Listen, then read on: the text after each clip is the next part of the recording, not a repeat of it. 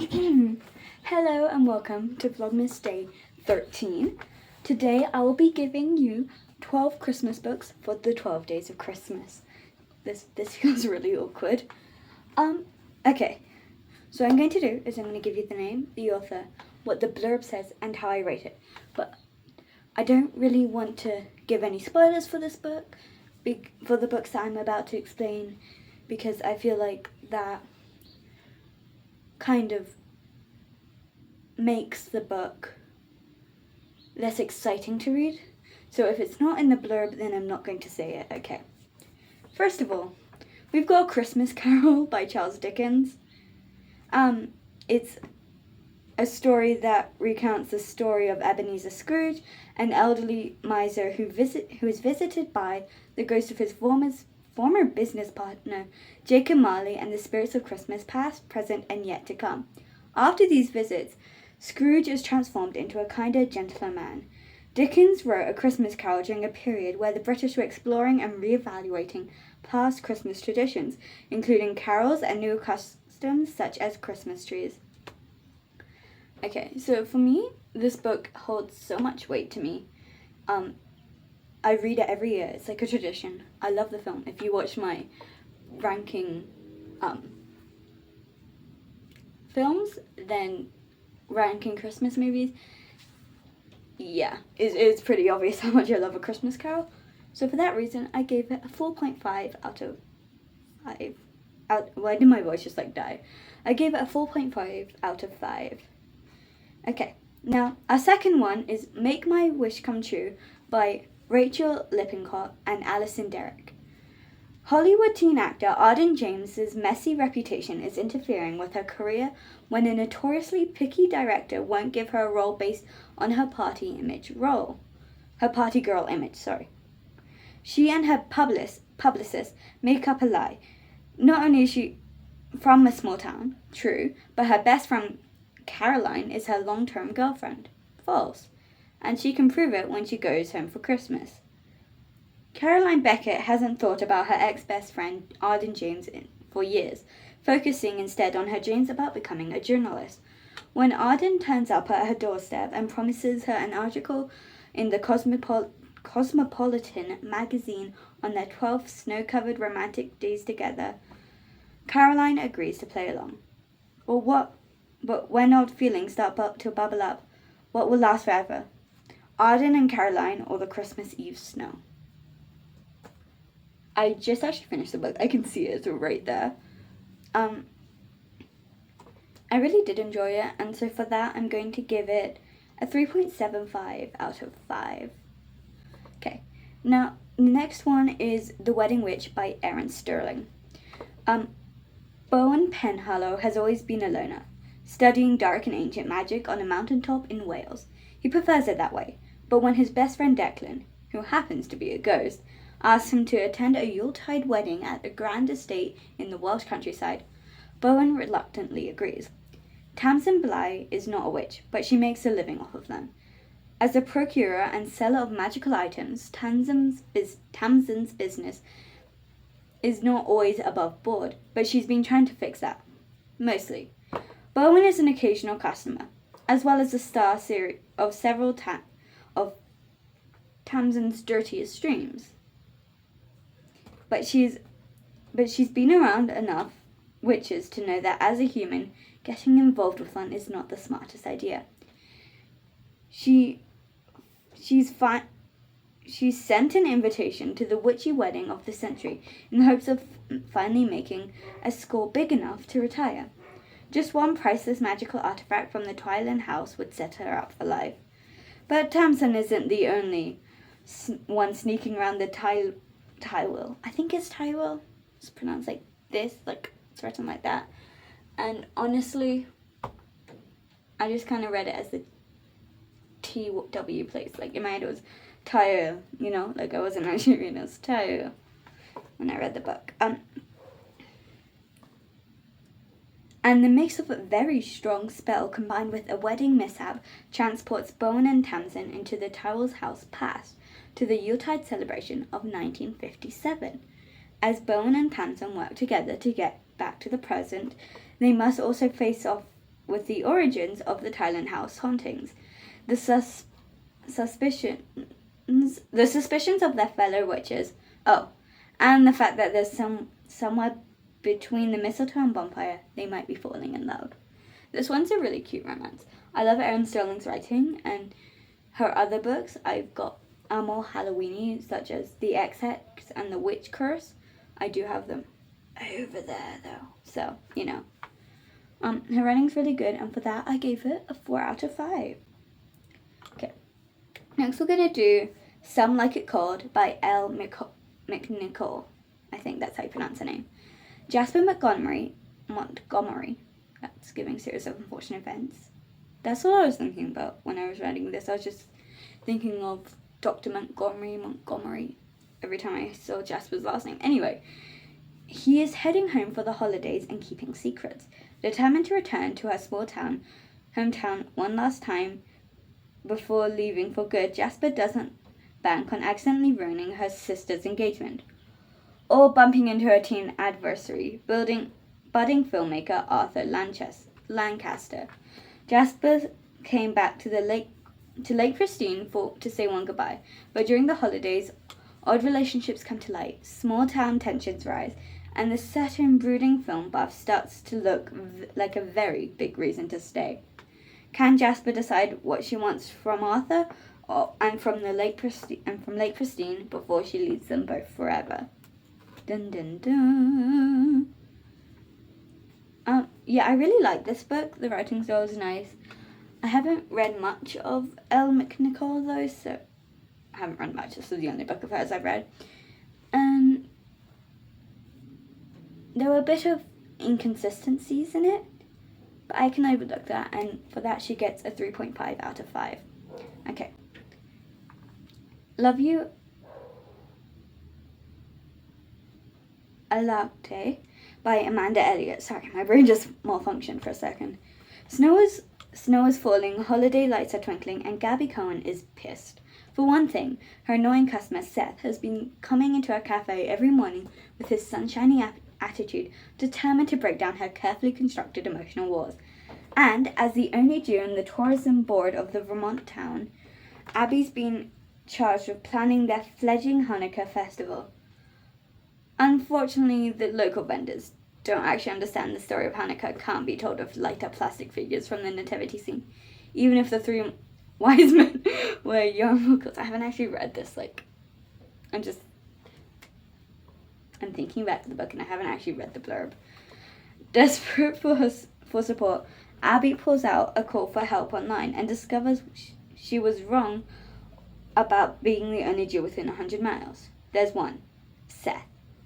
As it turns out, Seth's parents have been badgering him to bring a nice Jewish girlfriend home to New York City for Hanukkah, and if Abby can survive his incessant, irritatingly handsome smiles, he'll introduce her to all the vendors she needs to make the festival a success. But over donuts and winter adventures in Manhattan, Abby begins to realize that her fake boyfriend and his family might be igniting a flame in her own guarded heart. This one was really cute. And so my dad's Jewish, I'm not, but my dad's Jewish, so it's nice that you've got the Hanukkah and all the Jewish celebrations in here. And so I gave it a 3.75 out of 5. Okay. The next one is How My Neighbor Stole Christmas by Megan Quinn. Every Kringle in Kringletown celebrated Christmas a lot, but Cole Black on Worcester Lane, unfortunately, did not. His fellow citizens decorate their quaint town, brimming with carols and glad tidings. Cole wants nothing more than to hibernate the winter away. But his dreary plans are thwarted when his new neighbor turns his life into a real nightmare before Christmas, especially when she decides to enter the town Christmas Kringle contest in honor of Cindy. Sorry, I missed a sentence. But his dreary plans are thwarted when his Christmas nemesis, storyteller, moves into the next door to care for her Aunt Cindy. Immediately, the new neighbor turns his life into a real nightmare before Christmas, especially when she decides decides to enter the town's Christmas Kringle contest in honor of Cindy, and better yet, Story is determined to win. Over Cole's dead body, she will. With help from his best friend Max, Cole decides to enter the competition as well, to beat Story at her own game by pretending that this hometown's Grump's heart has grown 3 sizes this season, and he's fallen for the girl next door. Unfortunately for Story, she also has to follow his lead to have a chance at the Christmas Kringle title. But the competition isn't the only thing that heats up. Cole and Story's fake relationship becomes very real, and before they know it, they're attempting to hide it from Aunt Cindy. Things get complicated. The competition gets tough, and all it takes is one single night for someone to steal it all. Dun dun dun. This book I really liked. I liked the plan. I liked how the title. That's why I picked it. I picked it up at first because the title was like, how the Grinch stole Christmas, how my neighbor stole Christmas. You get it. You get it. And so I gave it a 3.5 out of 5. Okay. Next we've got The Nightmare Before Christmas by Sarah Roch. Or is it Sarah Roch? Yeah. Nicholas Cole Klaus used to love Christmas until his father, the reigning Santa, turned the holiday into a PR facade. Cole would do anything to escape the spectacle, including getting tangled in a drunken, supremely hot makeout session with a beautiful man behind a seedy bar one night. But the heir to Christmas is soon commanded to do so. He will marry his best friend Iris, the Easter princess, and his brother's not-so-secret crush. A situation that has disaster written all over it. Things go from bad to worse when a rival arrives to challenge Cole for the princess's hand, and Cole comes face to face with the mysterious, behind-the-bar Hex, the Prince of Halloween. It's a fake competition between 2 holiday princes who can't keep their hands off each other over a marriage of convenience that no one wants. And it all leads to one of the sweetest, sexiest, messiest, and most delightfully unforgettable love stories of the year. That is quite a statement. But I really loved it. Gay. But I love gay stuff. I don't know what else to say.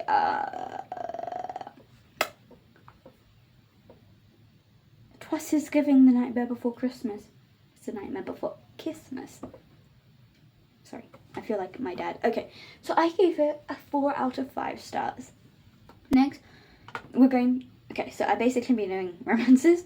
So we're going to move into the more not romance part. Mainly crime, if I'm being honest. Because I do love me my mysteries. As you can probably, I don't know if you can see, but all my mystery books are over here. Okay. The Most Wonderful Crime of the Year by Ali Carter. Meet Maggie Chase and Ethan Watt. She is the new queen of the cozy mystery. He is Mr. Big Time Thriller Guy. She hates his guts. He thinks her name is Marcy, no matter how many times she's told him otherwise. But when they both accept a cryptic invitation to attend a Christmas house party at an English estate of a reclusive fan, neither is expecting their host to be the most powerful author in the world, Eleanor Ashley, the Duchess of Death herself. That night, the weather turns and the next morning Eleanor is gone. She vanished from a locked room and Maggie has to wonder, is Eleanor in danger? Or is this all some kind of test? Is Ethan the competition? Or is he the only person in this snowbound mansion she can trust? As the snow gets steeper and the stakes get higher, every clue will bring Ethan and Maggie closer to the truth. And each other. Because this Christmas, these 2 rivals are going to have to become allies, and maybe more, if they have any hope for saving Eleanor. Assuming they don't kill each other first. Honestly, I love this. It was really funny. Not funny, but I really like the writing of it personally. And for that, I give it a 3.85 out of 5. Next is The Christmas Guest by Peter Swanson. Christmas Alone, but by a last-minute invitation from a fellow student, Emma Chapman. Sorry, I'm getting Enola Holmes flashbacks. Brings her to Starwell Hall. country resident of the Chapman family. The Cotswold Manor house, festooned in pine boughs and crammed with guests of Christmas week, is still a dream come true for Ashley. She is mesmerized by the cozy, firelit house and the large family and the charming village of Clevermore, but also of Adam Chapman, Emma's aloof and handsome brother. But Adam is being investigated by the local police over a recent brutal slaying of a girl from the village, and there is a mysterious stranger who haunts a woodland path between Starford Hall and the local pub. Ashley begins to wonder what kind of story she is actually inhabiting.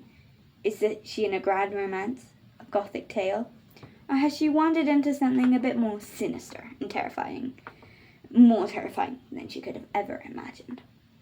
Over 30 years later, the events of that horrific week are revisited, along with a diary from that time. What began in a small English village in 1989, dear diary, Heather's, September 1st, 1989, dear diary, I believe reaches its ghostly conclusion in modern-day New York, many Christmas seasons later. It was really good. I liked the tying in of the two timelines, and I gave it 3.5 out of 5. Next is, this is number 9, I'm pretty sure. No, this is number 10. Okay, is The Christmas Appeal by Janice Hallett. The Christmas season has arrived in Lower Lockwood, and the Fairway players are busy rehearsing their festive holiday production of Jack and the Beanstalk to raise money for a new church roof. It honestly reminded me of The Rise of the Curtain. I don't know where it is right now. Maybe it's on that side because it's in a series. Should be here though. Anyways, it was such a good book. You should read it. Not Christmas related though, so that's not part of my list. Okay, But despite the season, goodwill is distinctively lacking among the amateur theatre enthusiasts, with petty rivalries, possibly asbestos-filled beanstalk, and some absent players behind the scenes. Of course, there's also the matter of the dead body on stage. Who could possibly have the victim on their naughty list? Join lawyers Femi and Charlotte as they investigate Christmas letters, examine emails, and pore over police transcripts to identify both the victim and the killer before the curtain closes on the holiday production. For good. It was really good. I really liked it, but I did give it a 3.5 out of 5. I feel bad for giving it like a 3. I feel bad for giving stuff lower than a 3, but like at the same time, to me, 4 that was really, really good, you know? 5 would be, I'm going to reread this 24/7, you know? So like 3.5 is probably like, it was good. Maybe not my favorite, but I enjoyed reading it. It was a good time. I had a good time reading it, you know? Anyway, The 12 Days of Murder by Adriania Cordani.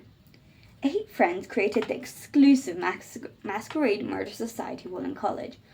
The murders they solved were fictional, until their final masquerade, when one of the group disappeared. 12 years later, the remaining members are invited to a reunion in the Scottish Highlands. 12 years ago, 8 friends ran in an 12 years ago, 8 friends...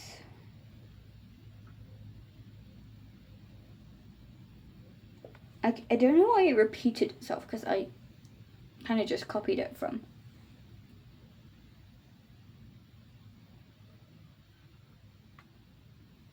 Now a young, privileged cast of old university friends are summoned from the depths of Scotland for a Christmas-themed masquerade party, but they're hiding something deep below the surface that could make or break their careers. Charlie is a struggling actress who has always been on the periphery for a high-flying group, but has always decided to reunite with her frenemies on the promise of career. of career help if she joins the old cast for one last weekend. When they arrive to each other's assigned new identity themed around the 12 days of Christmas, they become Lady Partridge or Mr. Gold, Lord Leapworth or Dr. Swan.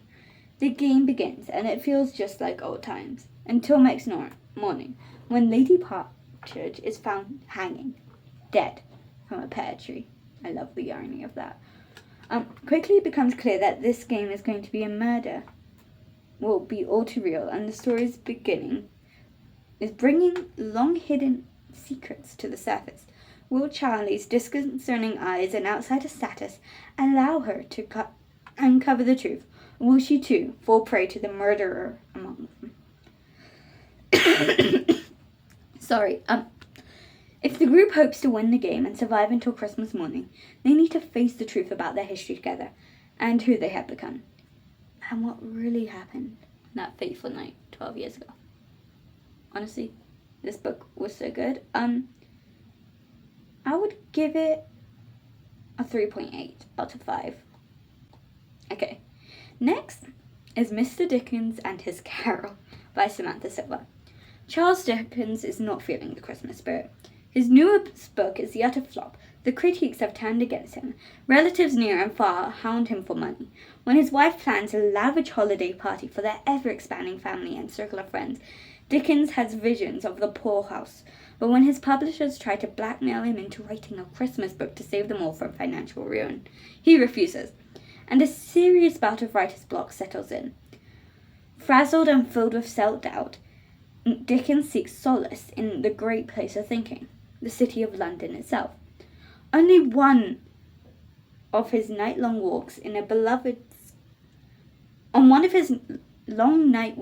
beloved square, he meets this mysterious Eleanor Lovejoy, who might just be the muse he needs.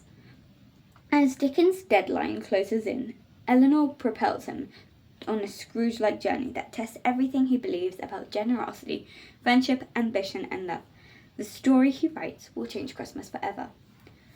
You know my love of A Christmas Carol, and I like how I put it purposely so that it would come a full circle moment, starting with Christmas Carol and ending with that.